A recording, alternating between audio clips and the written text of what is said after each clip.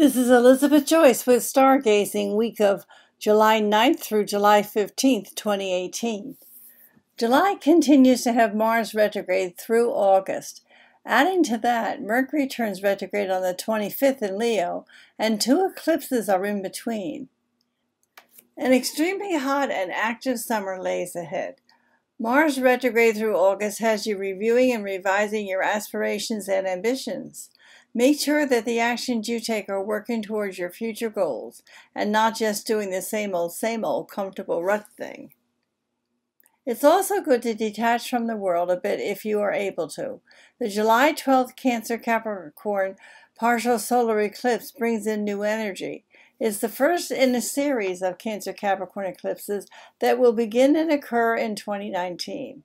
Begin to keep a journal to know what occurs in your life at this time, because it's an indication of what's coming to you in 2019. Be sure to watch your emotions and whatever triggers them. Cancer is associated with home, family, food, children, emotions, and residential real estate, so pay attention and tread carefully in these areas. This is another busy week. It brings an intense supermoon partial solar eclipse, as well as Jupiter turning back into a direct motion. A most difficult opposition along with a tricky sign change. Although this may be a lucky week for some, July promises to be the most eventful month of 2018. With all that's going on now in the universe, you can expect some of our Hollywood and political icons to be crossing over, as well as possible suicides, anger in the streets, and upsetting events in the news beginning this week. There is a challenging communication and traffic aspect early on Monday morning. Allow extra time or start late on Monday morning. Also on Monday, Venus enters Virgo until August 6th. This is not an easy combination and becomes harder to enjoy life's pleasures.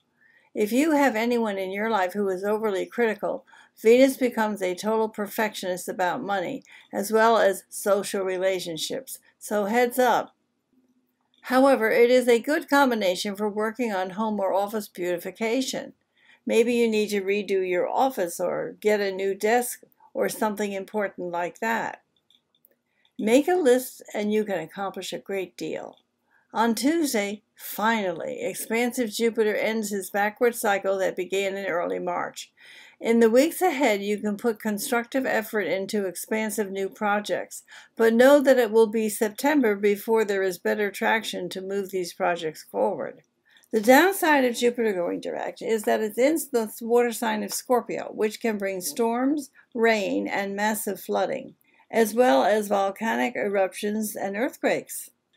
Wednesday, July 11th could bring an exciting meeting with a stranger or a note from your bank that there are more funds available to you.